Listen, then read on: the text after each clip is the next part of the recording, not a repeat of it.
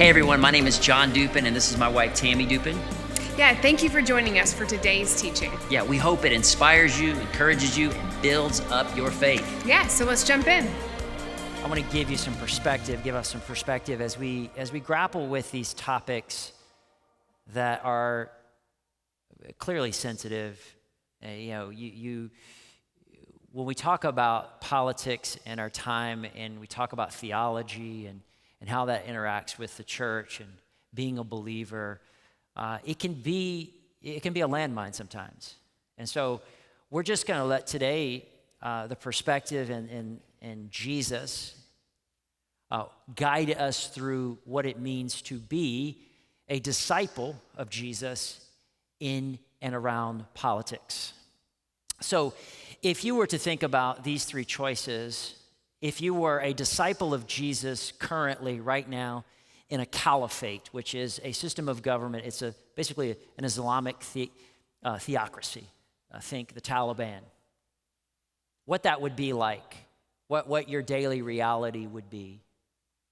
Or you were to think about what it's like to be in a communist totalitarian state, not unlike China, and to be a believer and follower of Jesus. And some argue that is the largest group of Christians in the world in communist China, where many have to hide and meet in secret. So a caliphate, which is an Islamic theocracy, a communist totalitarian state, or a constitutional republic. Like what it's like to live as a disciple of Jesus in any of those. Now, if you were to ask me, what is my choice? Like, how would I want to live my daily discipleship life, going about my raising up a family and working and so on? I would choose what I know the best. I have grown up in a constitutional republic. I've grown up in a representative government. And I would argue that 99.9% of you here in the room would say, yeah, that's me too. I'm not saying that there aren't people who may have grown up in or have fled or whatever, any of those other situations, but I want to talk about what it means to be a disciple of Jesus in a constitutional republic where there's representative government, because sometimes we lose perspective. We lose perspective. In fact, I want us to look at this statement today and grapple with it before we get into the text. Christians and politics has little to do with whom we cast our vote for, and everything to do with whom we place our hope. I want to say that again. Christians and politics has little to do with whom we cast our vote for. Why would I say that?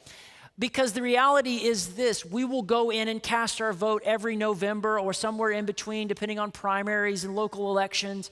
We will cast our vote for imperfect, flawed human beings who represent imperfect, flawed political parties and platforms. And the person that we vote for in that moment may not be the person a year from that day. May not be the same person. In fact, they may have changed. They may have gone to Capitol Hill, or they may have gone to Richmond, and they got into the making of policy and all the elbow, in the back rooms and all of that. And somehow the reality is who we cast our vote for has little to do with Christians and politics, and everything to do with whom we place our trust. And that is this: Jesus Christ, crucified, resurrected, and returning, is where we, as believers and followers of Jesus, as his disciple, we place our trust in that. Yeah, and it's very important that we see that today. So what does that mean? That means if I am placed in one of those other systems of government, if I were placed in a caliphate, a Islamic theocracy, and I didn't have a vote, my hope in Jesus transcends that. If I were placed in a communist totalitarian state, not unlike China, and I was living out my followership in Jesus in that context, and I didn't get a vote, My hope is still in Jesus Christ crucified, resurrected, and returning. Oh, and by the way, I happen to be in a constitutional republic where I get a vote on everything from the president to the dog catcher. Right? I get to do that. And so when I think about politics and being a Christian, it really has little to do with who I vote for and everything to do with whom I place my hope. And I want us to understand that as we walk through this text today. Matthew's gospel, we're going to get to that in just a second, chapter 5, and then we're going to get to chapter 22. Matthew's gospel, chapter 5, and then 22. My friend Luke, he retired from the police department recently, over 2 decades as a police officer here in our local area. And he told his wife, he said, hey, don't throw me a party. I just love a watch. That'd be nice. And so we were out to dinner this week, and I looked at his watch, and I was like, man, that's a really nice watch. And he took it off, and we were looking at it, and we were examining it together. And it's one of these Swiss-made watches that have the components that are, titanium, and like they could survive a nuclear holocaust, right? I mean, these things are not going anywhere. And not only that, but they're engineered and geared in such a way that on his wrist, if he kept it on his wrist, he would never have to wind it again. Just by his actions and his movement, it would self-wind. Arguably, he could wear it all of his life, and on his deathbed, take it off, hand it to his son, and his son put it on his wrist, and it go for another generation without having to be wound. And so on it would go for generations and generations. Why? Because it has something that we're going to look at today, intrinsic value. What does that mean? It means it has value that is present. Present tense. It keeps the time, right? I can look at it and go, right now it is whatever o'clock. But the intrinsic value is the fact that it also becomes, pardon the pun, timeless. Timeless. That it can go from generation to generation and have value woven into it no matter what. I want you to think about the idea of intrinsic value when it comes to being a disciple of Jesus, because that's exactly what he's talking about in what we know as the Sermon on the Mount. Matthew's gospel, Matthew was a tax collector, and that's important that we understand because we're going to talk about taxes in a minute. He was a tax collector for the Roman Empire.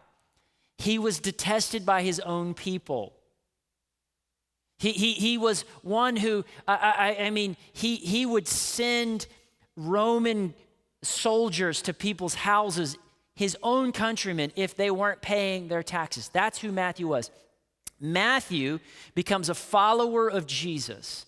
His life is radically and eternally changed by Jesus. And so he is writing from the perspective of a Jewish man who was lost and then is found. And he wants his countrymen, he's mainly writing to a Jewish audience, he wants them to know that Jesus, the personhood and who Jesus is, he is the son of Abraham, he is the son of David, he is the Messiah, he is the King. And oh, by the way, he has changed my life. And so when he writes this gospel, he wants his Jewish readers to know, primarily Jewish readers, hey, here's how you, with this gospel, here's how you become a follower of Jesus and a disciple of Jesus, and here's how you go and make more disciples of Jesus. In fact, the very end of his gospel is what we know as the Great Commission. Go, therefore, unto all people groups, all nations, all tongues, and make disciples of all nations, right? He says this. So it's important that we understand that as we jump into this text. Chapter 5, the Sermon on the Mount of Matthew's Gospel. Here we go. You, who's you? That's you and me. That was the present church at that time, and the forthcoming church, Jesus is prophetically speaking. You are and I want you guys to say this with me, 1, 2, 3, the light of the world. Let's say it again, the light of the world. We have intrinsic value. We have intrinsic value as a follower of Jesus. It is present, it is lifelong, and then it is generational and eternal. And that's very important that we understand. A town built on a hill cannot be hidden. So he makes this statement. He's like, hey, think of yourself like a town, and at night when nobody can see where they're going, that town on a hill can be seen as directional, as a light. Now, I used to think of this city on a hill or town on a hill as all the Christians go to this certain place and they hunker in the bunker and they shine the light and whoever wants to come can, but whatever. That's not what Jesus is saying here. He's saying, no. And he goes on and he says, verse 15, he says this, he says, neither do people light a lamp and put it under a bowl. You wouldn't do that. You wouldn't cover a light. No, instead, they put it on its stand. They want people to see this light. And it gives light to, and I want you to say this with me, let's say it one more time, to everyone. Democrats, Republicans, Libertarians, Independents, Green Party, any party you can think of. People who vote that way, people who talk that way, people who are all over the spectrum when it comes to demographic and ethnicity, whether they believe in God or not believe in God. What Jesus says is, he says, you're going to be light to everyone. You are going to be plopped down into a society. It could be a caliphate. It could be a communist totalitarian state. It could be a constitutional republic. No matter. You have intrinsic value because your light will shine for everyone no matter where you are.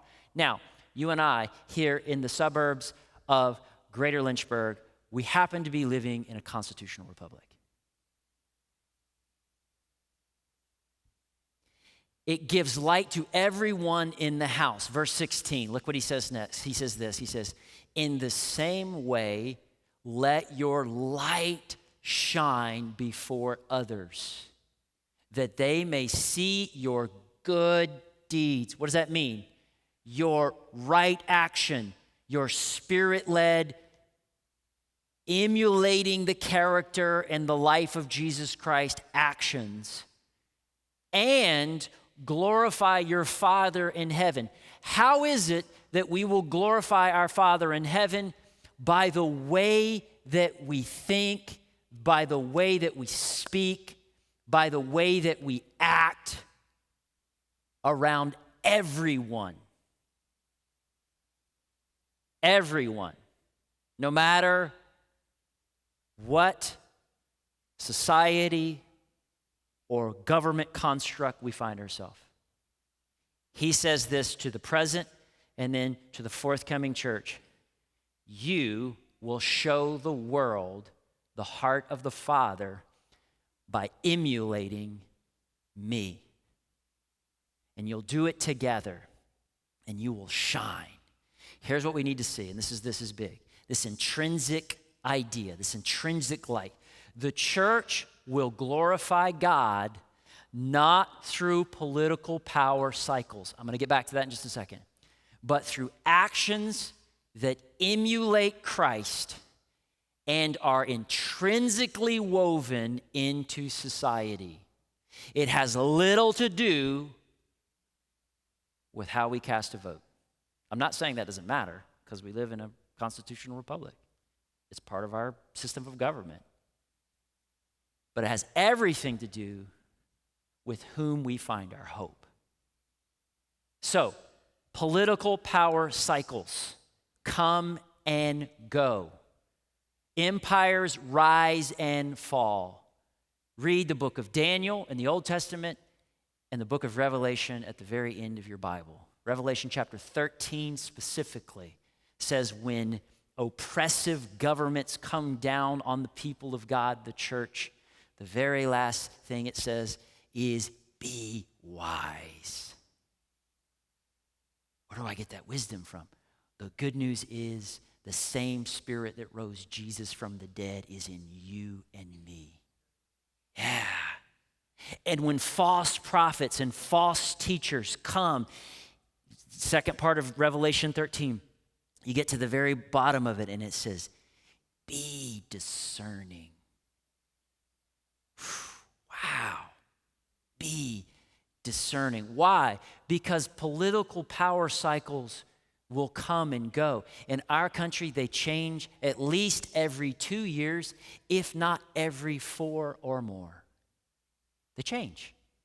And so if we focus in on those things, if we hone in on those things, we're going to miss the bigger point. N.T. Wright says this about the church. I love this. He says, the church is a small working model of new creation. That is a place where new creation is happening, right? Every week, in some way, we proclaim the good news of Jesus Christ and we hear people respond to it. New creation is happening where people are finding new life. We get to baptize people here just about every week, at least a few times a month, where fresh things are happening, where strangers are being welcomed, where broken, battered, and outcasts are being healed and looked after. And this is a sign to the world that Jesus is Lord. How will we shine light to everyone? It has little to do with who we vote for every election cycle. And it has everything to do with where we find our hope and with whom we find our hope. And this introduces us to a problem that Jesus solves for us, and that is this. Believers, that's you and me, okay? Believers lose gospel influence, and I'm even going to add joy. Joy. We lose joy. We lose the joy no matter where we are or the circumstances of our life. We lose gospel influence and gospel joy when we act with political idolatry, wrongly ordered politics, or political indifference. Let me explain these for just a second. Political idolatry, that is Jesus Christ crucified, resurrected, and returning saves me from sin, evil, and death. Hallelujah. But I and my politics have to save my country.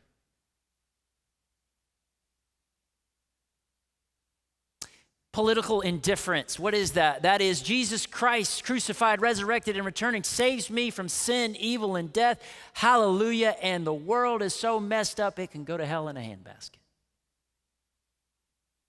My vote doesn't count. I don't want to vote for the evil of two lessers anyway. Politically indifferent. And yet, Jesus shows us a third way. Matthew's Gospel, chapter 22. Let's go there.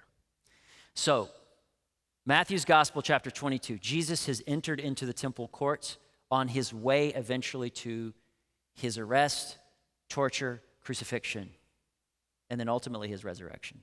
So there is this week where he is in the temple courts and he intentionally goes to have some conversations with certain people. And there are 4 debates that are happening in this chapter. And the first one we come to in verse 15, and guess what it is? It's a political debate. It's a political argument, and Jesus handles it with the right order. And if we are disciples of Jesus, or we want to be, if you were here today and you say, I'm interested in this, I want to know a different way, then look what Jesus shows us. Then the Pharisees went out and laid plans to trap him in his word. So we get the scene here. We're going to meet 2 political parties of the day. Political party number one is the religious political party. They would be the nationalists. They would be the purists. They would be, get these Romans out of here. We need to get the people of Israel. We need them and only them. And oh, by the way, we need to make sure everybody's keeping their nose clean with the law of Moses so Messiah will come. That party. They lay plans to trap Jesus. They're threatened by Jesus. What happens? We introduce another political party, but look what it says. It says, they sent their disciples to him along with the Herodians. This is another political party. Now, we have mainly a two-party system. There were multiple parties in the Jewish society at the time. Two of them we see represented in this exchange. I've already talked to you about the Pharisees. The Herodians were the secularists. They were Israelites who cooperated with and compromised with and took advantage with the Roman Empire and their puppet kings. Where the Pharisees would say the tax in hand that we're going to look at is blasphemous, the Herodians would say it's big business, y'all. So you see, these are not common bedfellows. No, not at all. They would not normally be going together anywhere. But they have a common enemy in Jesus. So the two parties, it says, teacher, they said, we know that you are a man of integrity and that you teach the way of God in accordance with the truth. This is flattery, by the way. So think of Jesus right now. He's on one of those cable news shows. He's invited as a guest, and so are these other two spokespeople. And the host is trying to throw a little softball that's really a hand grenade. You are a man of integrity and you teach the way of God in accordance with the truth. You are not swayed by others because you pay no attention to who they are. And notice my inflection is exactly conveying what is being played out here. This is flattery. And what does it say next? It says in verse 17, it says this. It says, tell us then, what is your opinion? Now, I want to stop right here and just say this. Jesus is asked his opinion. These guys go to him and say, we want to know your opinion about something. And I think it's important that we stop and understand this. We all have an opinion about a lot of things, especially as U.S. Americans, especially as people who live and breathe around a constitutional republic where we have the freedom of speech. And people always ask us, whether we're sitting at the holiday table at Thanksgiving or Christmas, whether we're across the table at a coffee shop or we're at the water cooler or whatever that is at what's your opinion on issue? Here's what I want to say. We don't always have to share our opinion. Somebody just fell out. We don't. I know that sometimes when we feel like we're demanded and to give an answer to something that it's okay, especially as disciples of Jesus, to say, I don't quite know everything there is to know about this particular subject matter. Or my opinion hasn't quite fully formed yet. Or, you know what? I don't know much about that, and I'm sure that my opinion might just add more to the problem than to the solution. So I would rather just shut the heaven up.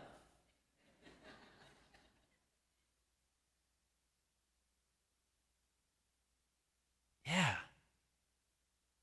It's okay to shut the heaven up. It is. And I know that's hard for us sometimes, especially when we get worked up and we're in these conversations. Here's what we have to see, though, that this is the moment where we can rightly order politics in our life. Jesus is asked his opinion, Is it right to pay the imperial tax to Caesar or not? The imperial tax was not just a line item on a W-2 form.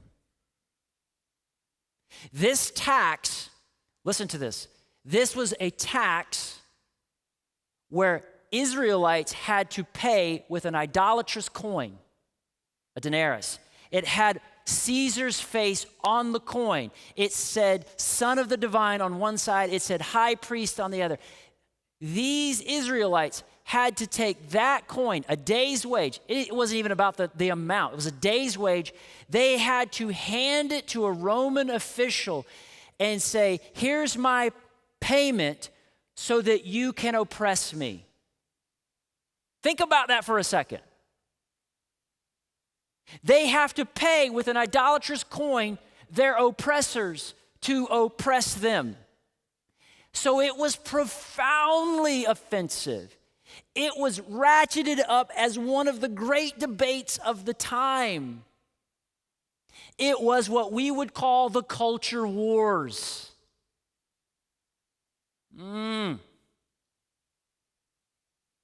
Is it right to pay the imperial tax to Caesar or not? You fill in the blank right now on what that issue is. Just in your mind for a second. What does Jesus do? That's what he says, verse 18. But Jesus, knowing their evil intent, said, you hypocrites, why are you trying to trap me? Jesus just lays it out for them. I'm going to go ahead and tell you. I know what you guys are up to, and you guys are hypocrites. In fact, you, Pharisees, you are talking about a tax and a coin in which you have in your pocket right now that you use for commerce in the temple courts every single day. And you, hypocrite, come to me with this conversation about what my opinion is on it when you yourself use it. Now, we don't know anything about political parties and their contradictions, of course. This was a problem 2,000 years ago, but certainly not today. Insert sarcasm and satire wisely, John.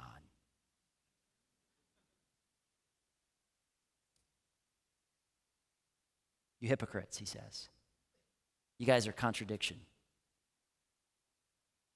We know this, right? We see this all the time, and we wrestle with it, and we grapple with our own contradictions.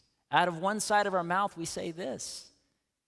Out of another, we say that, and sometimes it's just very contradictive. And Jesus says, hey, I'm going to go ahead and tell you this.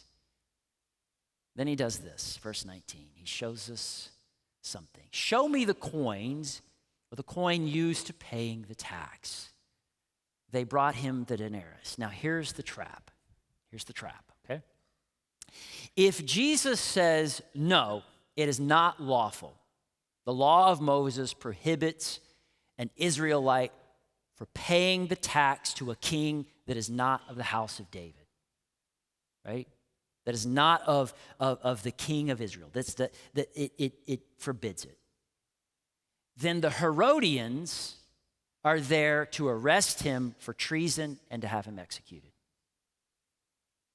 If he says, yes, it is lawful to pay the tax, then the Pharisees will say, we denounce you, we cancel you, and they will spread the word throughout the temple courts and throughout Jerusalem and throughout Judea that Jesus has betrayed his people, and it will discredit him at best. It will get him in a lot of trouble at worst.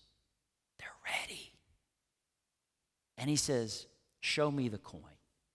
And of course, one of the Pharisees digs in his pocket and has one. The contradiction. In the temple court, an idolatrous image that is used for commerce in the temple court. Here you go. Verse 20. And he asked them, whose image is this? And whose inscription? And they answer, Verse 21, Caesar's, they replied. And they're thinking, man, we got him. He's getting ready to do it. We've got him in the trap. And what does he say? He says the third way. He says the intrinsic thing. Here it is. Here it is. Then he said to them, so give back, or in some translations, render to Caesar, to the government, to the corrupt, oppressive, idolatrous government. Let that sit in for a second.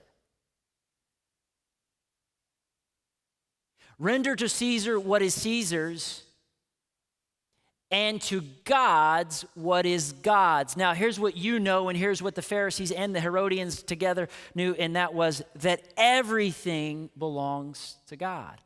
And so Jesus presents to them a riddle. Oh, I like this. You can see it there at the water cooler. And someone says, give me your opinion on said. And you have to choose political indifference or political idolatry. And here Jesus gives us something. Here's the principle, and then we'll get to the application. That is this: theology and politics. God's authority is ultimate and perfect. Render to God what is God's, because it's ultimate and perfect. Anything and everything is under it. But he allows human authority, yes, even Caesar 2,000 years ago, to order societies. Wait a minute, are you saying that a caliphate is allowed by God to order a society? An Islamic theocracy? Are you saying that a communist totalitarian dictatorship is allowed by God to order a society? Are you saying that a constitutional republic with all of its contradictions and inconsistencies and all of its warts from the past is allowed to order a society? Yes, and we see it from Genesis to Revelation. God's authority is ultimate and perfect, but he allows human authorities to order society. He is not going, oh my goodness, what's going to happen to these American Christians in November? Because he also does something else, and he sanctifies his church. Wait a minute, Pastor John. Are you saying that God allows his church, whether it's in the Middle East, whether it's in Asia, or whether it's in North America or Europe, to go through hard times, to not get everything that they think they need and want? That we're allowed by God to go through these things to sanctify us, to prune us, to get things that aren't working out, to get things that are toxic away, to get the true light to the top so that we can, with our emulation of Jesus Christ, be a light unto wherever and whoever is around us? Are you saying that? Jesus says, look, render to Caesar, pay for it.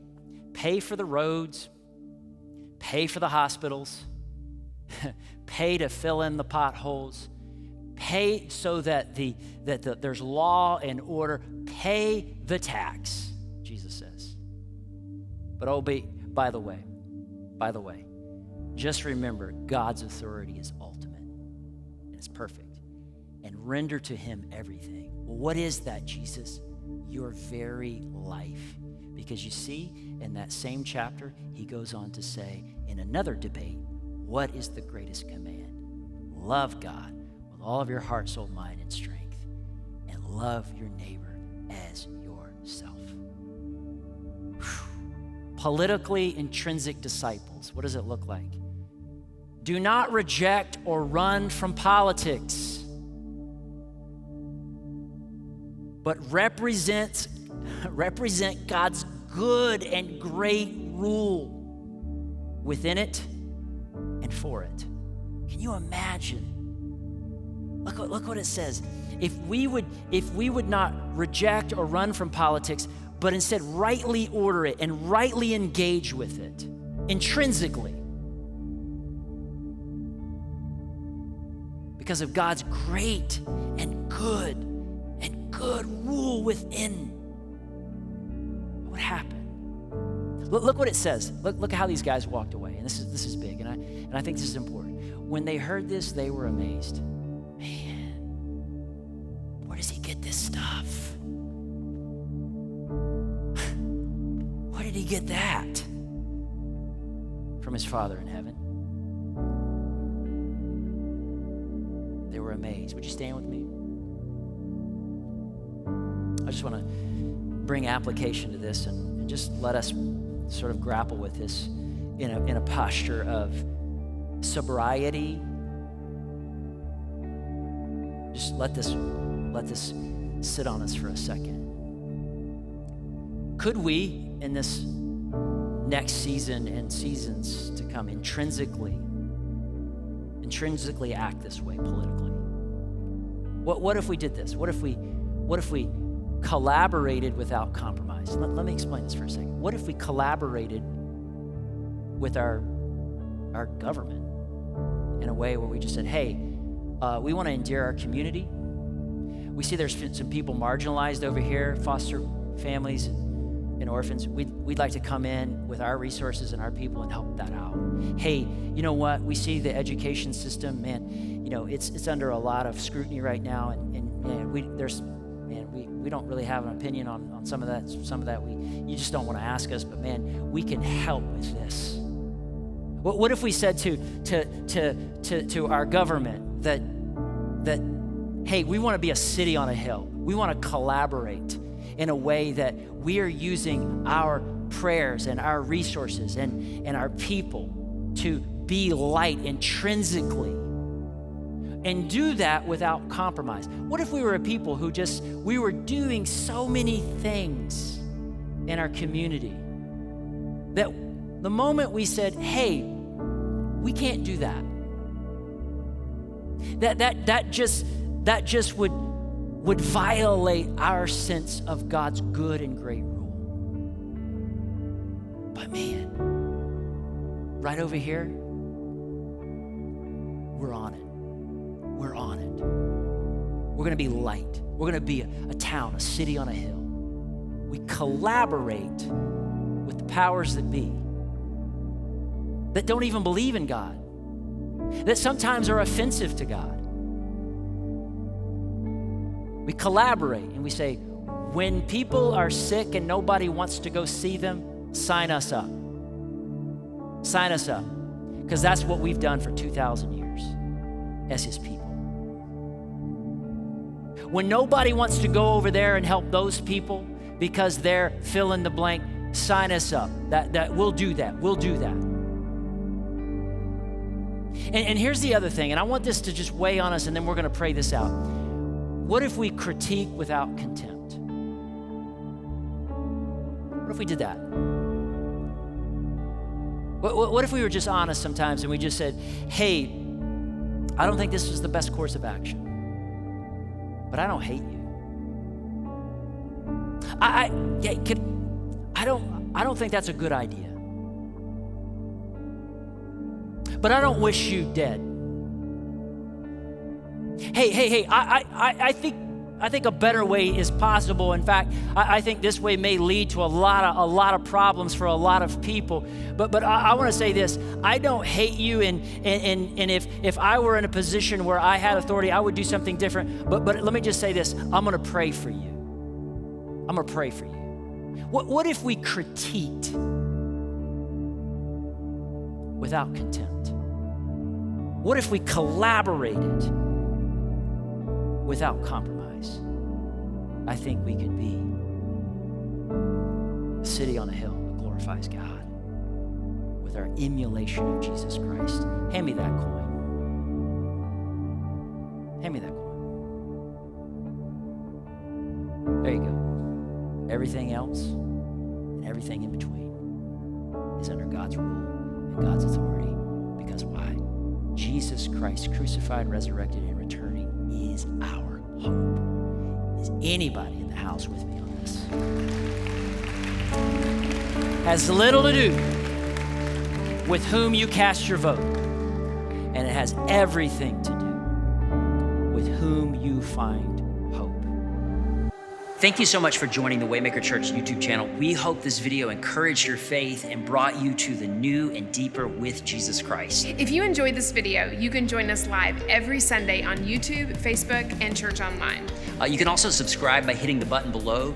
You can keep up with everything going on here at Waymaker.Church YouTube channel. And if you enjoyed this video, share it with people that you know. It isn't about making our name known, but about making the name of Jesus known any way we can. If you would like to partner with us also financially and help the vision that God has for Waymaker.Church, you can go to Waymaker.Church/give and help fund everything that's going on here. Again, thank you for joining us today. Now go make a way.